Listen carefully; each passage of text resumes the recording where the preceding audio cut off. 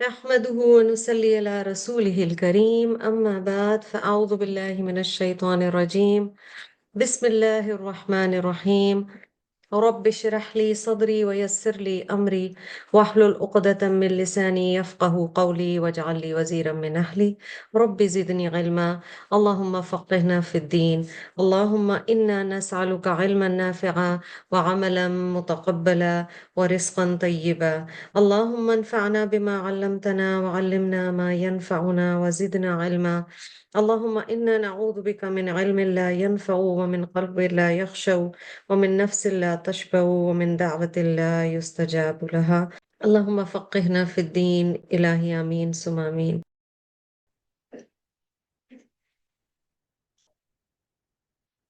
اب ایک بہت اہم ٹاپک آ رہا ہے یہاں پہ جی اگلی آیت میں جو کہ قتل کا ہے. وَمَا كَانَ لِمُؤْمِنٍ أَن يَقْتُلَ مُؤْمِنًا إِلَّا خَطَأً. It is not befitting for a believer to kill a believer except by accident. یعنی مومن مومن کو تو قتل کر ہی نہیں سکتا.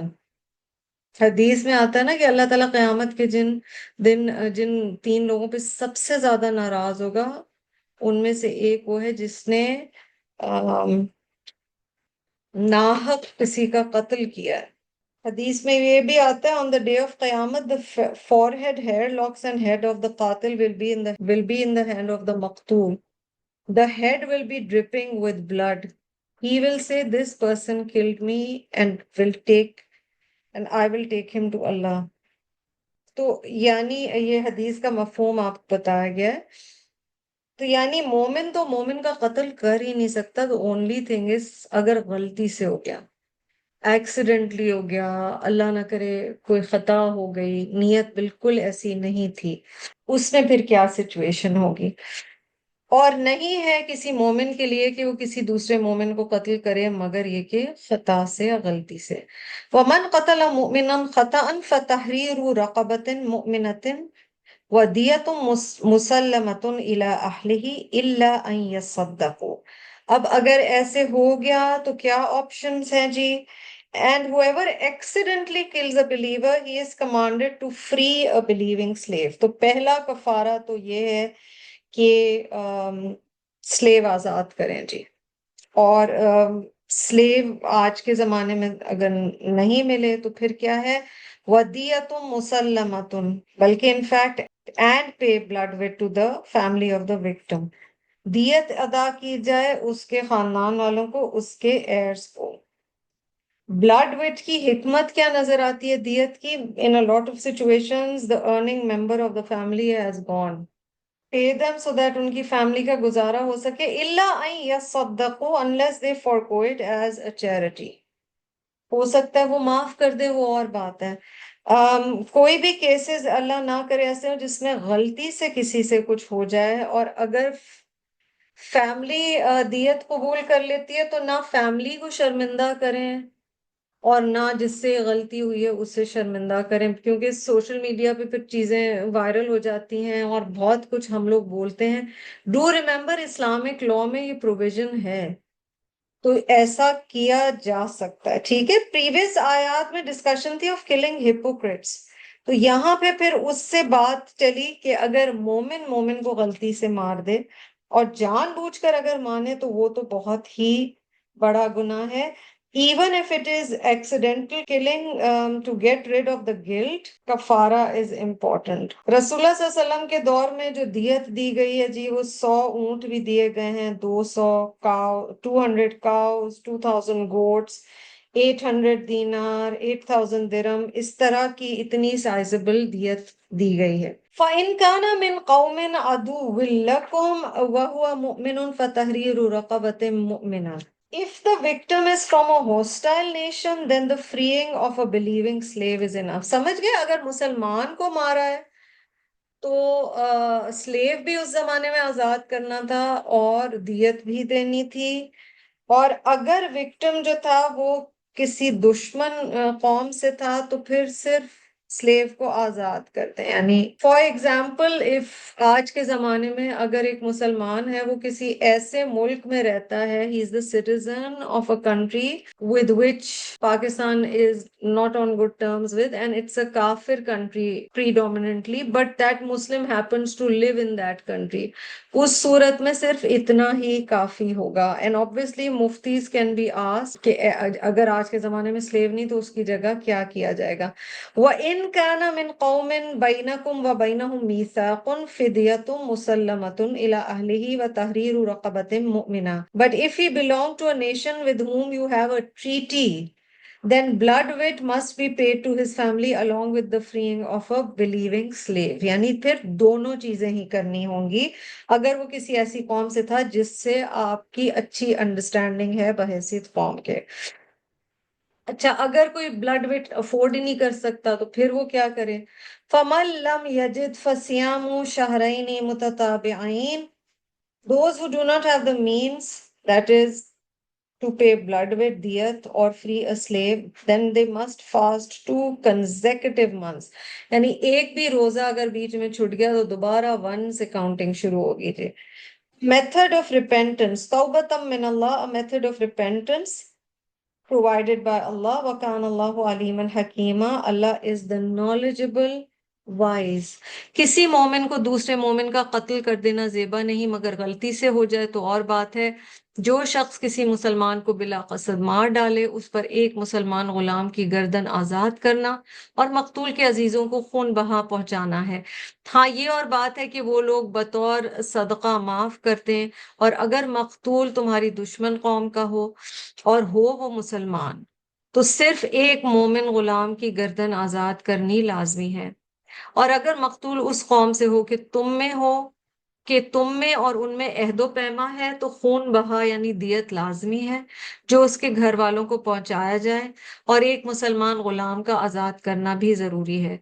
پس جو نہ پائے اس کے ذمے 2 مہینے کے لگاتار روزے ہیں اللہ تعالیٰ سے بخشوانے کے لیے, اور اللہ تعالیٰ بخوبی جاننے والا اور حکمت والا ہے. وَمَن يَقْتُلْ مُؤْمِنًا مُتَعَمِّدًا. اب سچویشن ہے کہ جان کے مارا ہے کسی کو, ٹھیک ہے. Whoever kills a believer intentionally, کسی نے جان کے مومن کو قتل کیا, فَجَزَاؤُهُ جَهَنَّمُ خَالِدًا فِيهَا وَغَضِبَ اللَّهُ عَلَيْهِ وَلَعَنَهُ وَأَعَدَّ لَهُ عَذَابًا عَظِيمًا. اللہ اکبر. Height of Allah's anger. جان کے اگر کسی مومن کو مارا ہے تو کیا کیا سزا ہے, اس کی جزا ہے جہنم جس میں وہ ہمیشہ رہے گا, نمبر 1. نمبر 2, اللہ کا غضب ہے اس پر. نمبر 3, لعنت ہے اللہ کی, یعنی اللہ کی رحمت سے دوری ہے. اللہ اکبر. اور پھر اس کے لیے عذاب عظیم. تو یہ گناہوں میں سے بھی بہت بڑا گناہ ہے. Considered a sin even bigger than zina. May Allah protect all mu'mineen from this. اور جو کوئی کسی مومن کو جانتے بوجھتے قتل کر ڈالے اس کی سزا جہنم ہے جس میں وہ ہمیشہ رہے گا. اس پر اللہ تعالیٰ کا غضب ہے, اسے اللہ تعالیٰ نے لعنت کی ہے اور اس کے لیے بڑا عذاب تیار کر رکھا ہے. یا ایھا الذین آمنوا اذا ضربتم فی سبیل اللہ فتبینوا. بڑی امپورٹنٹ آیت ہے. It's one of those ayahs that helps one make decisions in life even in general circumstances. O believers, when you struggle in the path of Allah, investigate carefully. یعنی اللہ کے راستے میں ضربتم یعنی اپنے پیر, ضرب یعنی مارنا, یعنی اللہ کے راستے میں تم نکلے ہوئے ہو, سفر پہ ہو, you're striking your feet against the soil. If you are struggling in the path of Allah, or if you're traveling in the path of Allah, فَتَبَيَّنُوا, then research, پتا کر لو اچھی طرح. وَلَا تَقُولُوا لِمَنْ أَلْقَى إِلَيْكُمُ السَّلَامَ لَسْتَ مُؤْمِنًا. And do not say to anyone who offers you a salam, you are not a believer. یہ ایک واقعہ ہوا تھا اس زمانے میں. ایک ایکسپیڈیشن گئی اور کسی نے انہیں سلام کر کے کہا کہ میں مسلمان ہوں, اور ان کو لگا کہ وہ مسلمان نہیں ہے. جو واقعہ ہوا تفسیر کی تمام کتابوں میں موجود ہے. تو کہا جا رہا ہے کہ اگر کوئی کہہ رہا ہے کہ میں مسلمان ہوں تو آپ یہ نہ کہیں کہ تم مسلمان نہیں ہو, لست مؤمنا. تبتغون عرض الحیات الدنیا فإن اللہ مغانم کثیرہ كذلك كنتم من قبل فمن الله عليكم فتبينوا ان الله كان بما تعملون خبيرا. So don't say you're not a believer in order to seek worldly gain by this. Allah has abundant spoils for you. Remember that you yourselves were in the same condition before Allah had conferred His favors upon you. Therefore, make a thorough investigation before considering someone a disbeliever. Allah is well aware of all your actions. تو یہ تو ایک واقعہ تھا جس کی وجہ سے وارننگ دی گئی کہ کسی کو ایسے ہی نہ مار دو جبکہ وہ کہہ رہا ہے کہ وہ مسلمان ہے اور تمہیں کسی کے دل کا حال تو نہیں پتا. اور نبی صلی اللہ علیہ وسلم نے اس سچویشن میں وارننگ بھی دی. بٹ اب ہم دیکھتے ہیں کہ ہم اوور آل اس آیت سے کیا سیکھ رہے ہیں، کیونکہ ہسٹوریکلی تو آپ کتابوں میں پڑھ بھی سکتے ہیں اور آپ کو احادیث میں ڈیٹیل مل بھی جائے گی. ہم 2-3 باتیں بہت اہم اس آیت سے سیکھ رہے ہیں. پہلی چیز، اچھا گمان رکھیں. Try to believe people, take them on face value.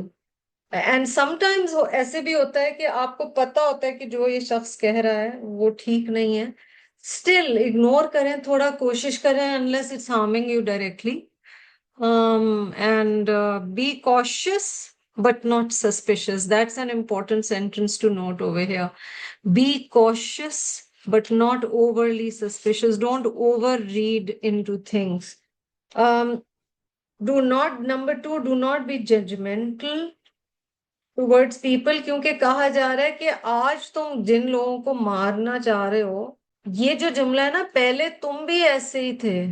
یعنی ہو سکتا ہے اب ہمیں قرآن کا علم آ گیا ہو، بٹ پہلے ہماری بھی حرکتیں یہی تھی. تو ہم کسی کو دیکھیں اور ہم کہیں اللہ اکبر یہ تو بہت برے، اور ہم بہت زیادہ جج کریں اور ہم انہیں بہت برا سمجھیں.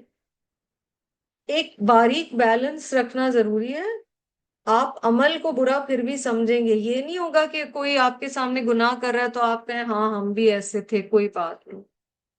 بات تو ہے اس عمل کو برا جانے، لیکن اس انسان کے لیے سنسیریٹی کے ساتھ دعا کریں اور اس کے ساتھ بد اخلاقی نہ کریں. تیسری چیز جو ہم یہاں سیکھ رہے ہیں، جلدی نہ کی جائے.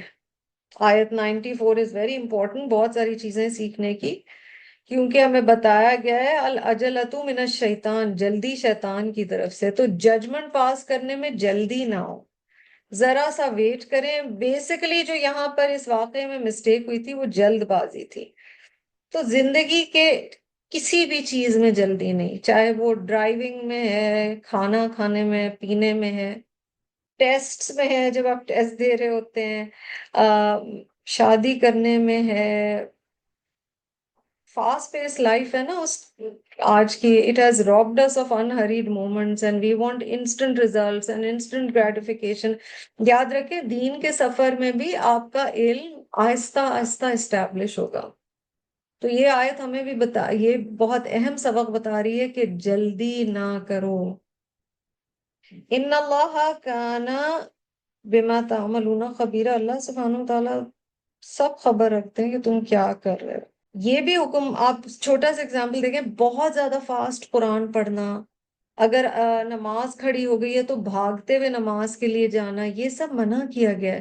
تو ہمارا دین جو ہے نا وہ ایک میلو اور حلم والا دین ہے. اور اللہ سبحانہ وتعالیٰ کے ناموں میں سے اور ایٹریبیوٹس میں سے ایک ہے الحلیم.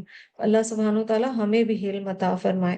لا يستوي القاعدون من المؤمنين غير أولي الضرر والمجاهدون في سبيل الله بأموالهم وأنفسهم فضل الله المجاهدين بأموالهم وأنفسهم على القاعدين درجة وكلا وعد الله الحسنى وفضل الله المجاهدين على القاعدين أجرا عظيما. مسلمانوں میں سے وہ لوگ جو کسی معذوری کے بغیر گھر بیٹھے رہتے ہیں اور وہ جو اللہ کی راہ میں جان و مال سے جہاد کرتے ہیں، دونوں کی حیثیت یکساں نہیں ہے. اللہ نے بیٹھنے والوں کی بنسبت جان و مال سے جہاد کرنے والوں کا درجہ بڑا رکھا ہے، اگرچہ ہر ایک کے لیے اللہ نے بھلائی ہی کا وعدہ فرمایا ہے، مگر اس کے ہاں مجاہدوں کی خدمات کا معاوضہ بیٹھنے والوں سے بہت زیادہ ہے. Those believers who sit at home unless they do so out of a disabling injury, are not the equals of those who strive in the way of Allah with their possessions and their lives. Allah has exalted in rank those who strive with their possessions and their lives over those who sit at home. And though to each Allah has promised some good reward, He has preferred those who strive over those who sit at home for a mighty reward. لا يستوي القائدون من المؤمنين غير أولي الضرر والمجاهدون في سبيل الله بأموالهم وأنفسهم. اللہ پاک ہمیں ہدایت دے کے ہم اس پہ عمل کرے. تو یہاں آپ کو 3 گروپس ملیں گے جی. اور یہ آیت کیا بتا رہی ہے؟ Those believers who stay back, غیر اول الضرر, having no physical disability, are not equal to those who make jihad in the cause of Allah with their wealth and their persons. پہلی طرح کا مومن بتایا، اس کی کوئی مجبوری نہیں ہے کہ وہ جہاد کے لیے نہیں جا رہا. غیر اول الضرر، کوئی میجر ریزن نہیں ہے. یہ بھی یاد رکھیں کچھ ریزنز میجر ہوتے ہیں، کچھ چھوٹے موٹے ہوتے ہیں. ہم چھوٹے موٹے ریزنز کو بھی میجر بنا لیتے ہیں کیونکہ ہم کرنا نہیں چاہتے. اس کا کوئی بڑا ریزن نہیں ہے. وہ مومن من المؤمنین، مگر وہ قائد ہے، یعنی وہ بیٹھا رہ گیا. اسٹیشنری مومن سمجھیں، پیسو. اس نے اپنی جان اور مال سے جہاد نہیں کیا، حالانکہ اس کے پاس کوئی وجہ نہیں تھی پیچھے رہ جانے کی. اگلی بات کیا ہے؟ فضل اللہ المجاہدین باموالہم وانفسہم علی القائدین درجہ. اللہ ہمیں ان میں سے بنا لے. Allah has granted a higher rank to those who make jihad with their wealth and their persons than to those who stay at home. میرا اور آپ کا اپنے آپ سے سوال یہ ہوگا کہ اس آیت میں جو گروپس بتائے گئے ہیں اس میں سے میں کس گروپ میں بلونگ کرنا چاہتی ہوں. ٹھیک ہے جہاد فی سبیل اللہ فرض کفایہ ہے، ٹھیک ہے کچھ لوگ کرتے ہیں تو دوسروں کی طرف سے بھی ادا ہو جاتا ہے، مگر اگر ہر ایک یہی سوچے گا کہ کوئی اور کر لے گا پھر کون کرے گا؟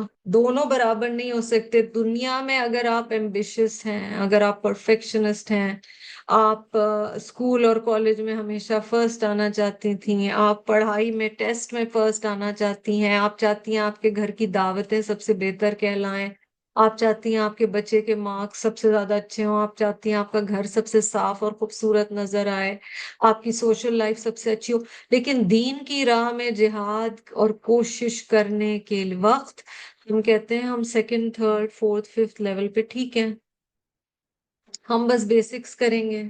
تو اللہ تعالیٰ کہہ رہے ہیں دونوں سیم نہیں ہیں. کُلًا وعد اللہ الحسنى.